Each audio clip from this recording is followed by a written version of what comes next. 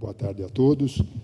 Eu, inicialmente, quero agradecer o honroso convite da comissão organizadora para participar desse congresso. Um prazer estar aqui e a oportunidade de dividir com os senhores alguns aspectos que nós vamos ter aí pela frente com as dislipidemias para tratamento dos nossos pacientes com dislipidemias.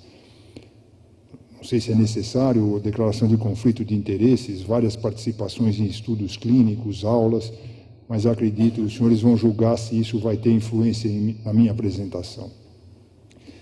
O que nós dispomos hoje para tratamento das dislipidemias? Os senhores veem que são poucos medicamentos. O primeiro que está listado aí, o grupo das estatinas, são os remédios que nós mais usamos, porque mais resultados de benefícios têm mostrado ao longo dos anos por numerosos trabalhos. A ezetimibe é o medicamento mais recente, lançado há menos tempo, que mais também recentemente ele conseguiu se salvar e trazer um agregado no benefício de doença cardiovascular da prevenção. A resina, nós só dispomos da colestiramina, a única que nós temos no Brasil. É um medicamento difícil de usar e nós reservamos principalmente para as crianças ou para as mulheres que não poderiam tomar estatina por gravidez ou amamentação ou a possibilidade de uma gravidez. A niacina também andou sendo bastante criticada pelos últimos trabalhos, nós ainda dispomos dela no Brasil, e é um medicamento que pode ajudar ainda também, mas com menos evidência de prevenção. Fibrato, a mesma coisa, nós dispomos de todos os fibratos que existem e também carece um pouco de evidência clara de benefício. Os ácidos graxos ômega 3, o único estudo, o primeiro, o GIST Preventione, com óleo de peixe, mostrou benefício após infarto do miocárdio, mas depois que apareceram as estatinas, nenhum estudo até hoje mostrou benefício em associação com estatina. Por que nós precisamos de novos remédios?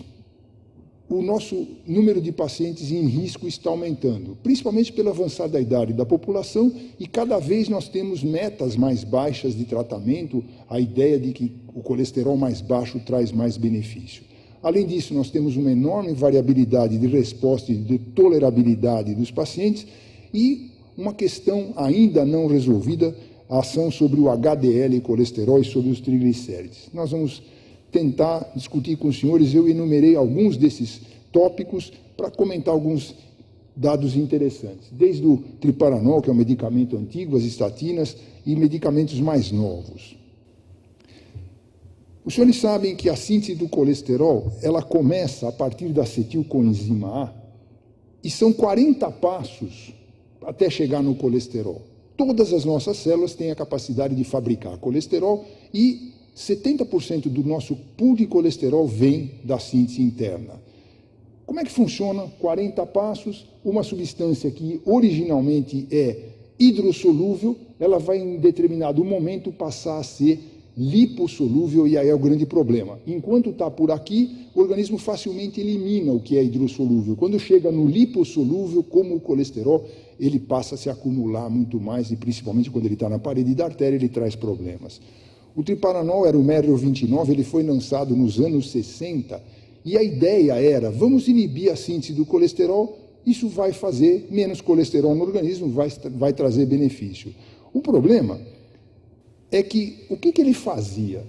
Esse remédio inibia a síntese do colesterol quase chegando no colesterol. Então, esta substância, o desmosterol, ele já era lipossolúvel e ele se acumulava no organismo. Conclusão, o que aconteceu com esses pacientes? Esse remédio chegou a ser lançado no mercado, ele produzia catarata aguda e alopécia. Foi retirado do mercado, houve até escândalo, porque parece que os produtores do remédio já sabiam de algumas evidências de que ele poderia trazer problema, e mesmo assim ele foi lançado. Muito bom. Nós devemos a esses dois autores, o Dr. Goldstein e o Dr. Brown, eles desenvolveram a ideia de que o primeiro receptor celular, o receptor de LDL, que foi a ideia deles, e a partir daí, isso foi em 1976, e em 86 eles ganharam o Prêmio Nobel de Medicina. E o Dr. Akira Endo, japonês, trabalhando independentemente, ele desenvolveu a primeira estatina. A partir de fungo, ele fez a compactina, não chegou a ganhar mercado porque ela tinha uma toxicidade hepática, mas ela trazia redução do colesterol, e a partir daí nós tivemos o desenvolvimento de todas as estatinas. No começo elas eram derivadas de fungo, como lovastatina, depois as mais modernas são sintéticas. Os senhores conhecem a atorvastatina, a rosuvastatina, a simvastatina, as que são mais modernas. Qual é o efeito da estatina? Voltando àquela ideia de inibir síntese de colesterol. Só que ela age naquela cadeia, lá no comecinho. No comecinho, logo que começou a síntese do colesterol, acetilcoenzima A, no segundo passo, a estatina inibe a HMG-CoA redutase e vai diminuir a síntese do colesterol intracelular. Por que não há problema? Porque a substância que precede essa enzima, ela é hidrossolúvel, ela não se acumula no organismo, como aquele desmosterol acumulava no caso do triparanol. Qual é a resposta que a célula tem? Uma vez inibida a síntese do colesterol, ela vai abrir receptores de LDL colesterol, e o entendimento disso veio com os doutores Goldstein e Brown, e todas as lipoproteínas circulantes, principalmente LDL e VLDL, vão entrar mais nas células, e o grande laboratório é o fígado, pelo seu volume, vamos ter o LDL circulante menor, o colesterol circulante menor.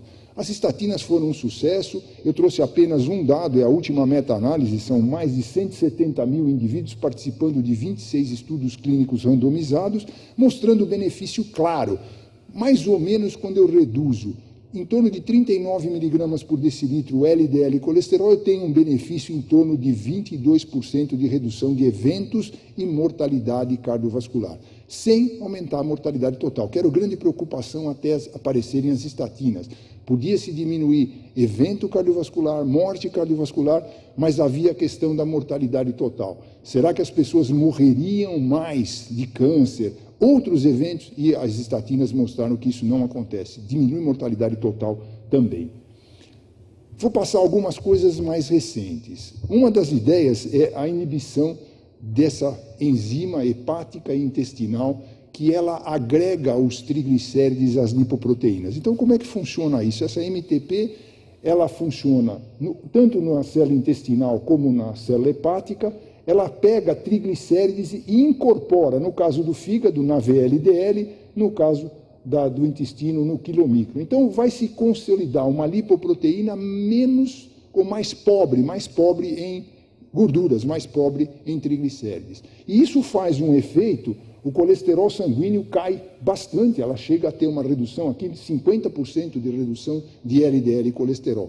Só que o problema que se notou, à medida que você diminui a incorporação da gordura, do triglicéride na lipoproteína, essa gordura vai parar em algum lugar. E aonde ela vai parar? Ela fica no fígado. E o grande problema é a esteatose hepática.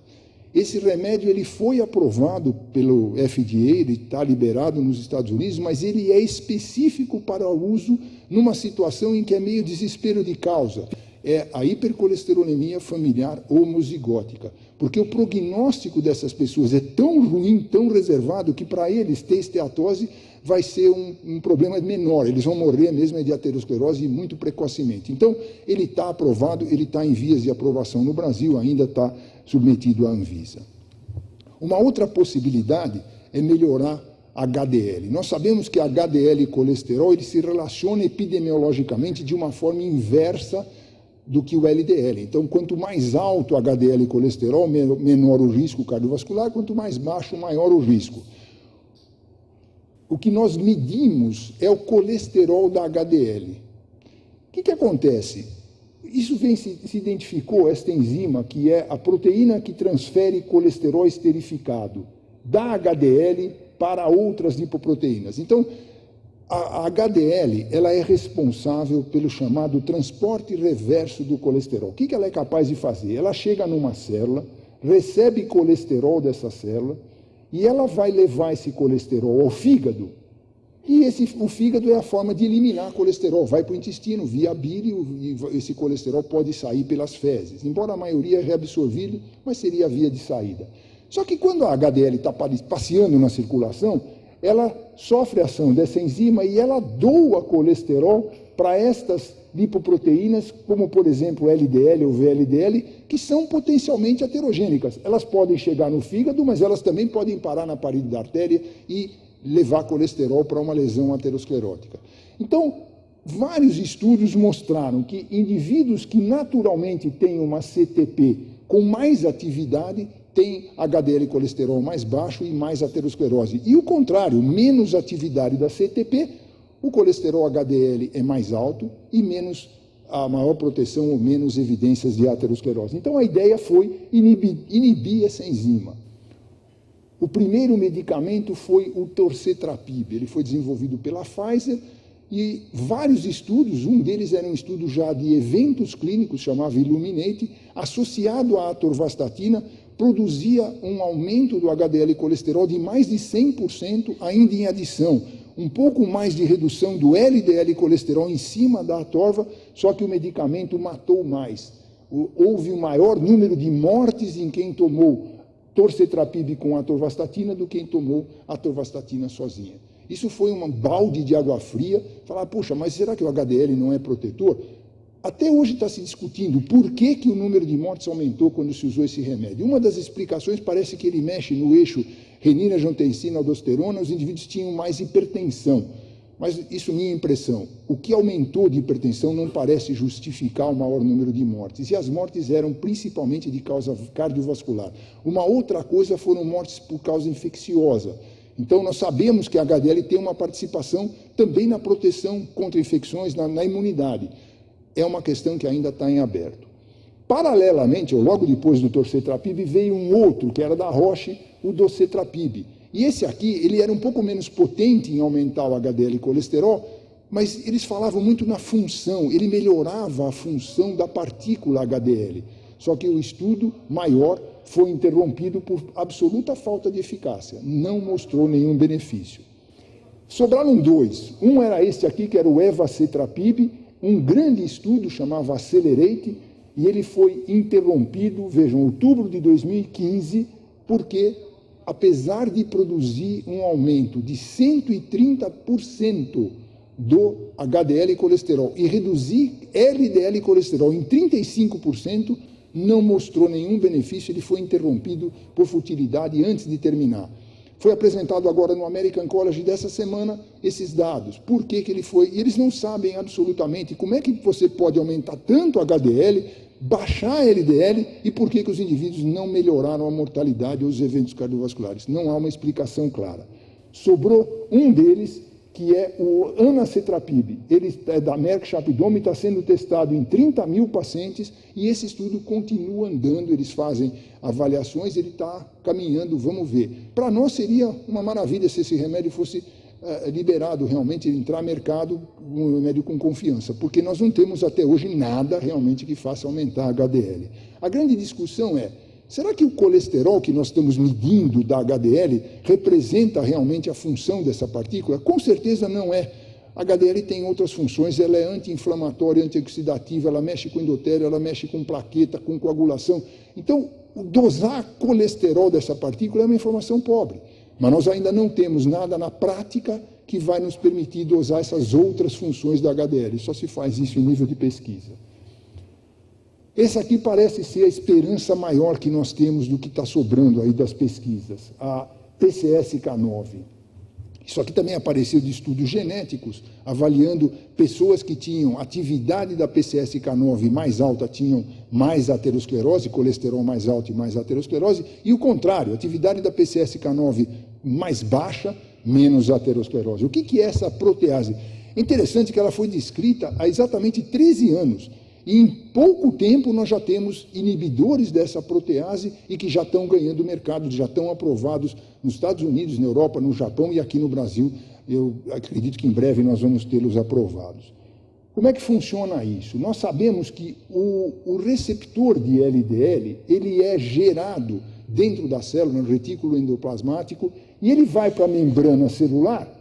E ali ele é capaz de se ligar a uma lipoproteína, ele é interiorizado junto com a lipoproteína, forma um endossoma, e ele vai liberar aqui dentro da célula o material que essa lipoproteína está trazendo. E o receptor, ele volta para a superfície e ele recicla, ele fica fazendo essa vai e vem da membrana para dentro da célula com a lipoproteína, se calcula umas 50 vezes por dia.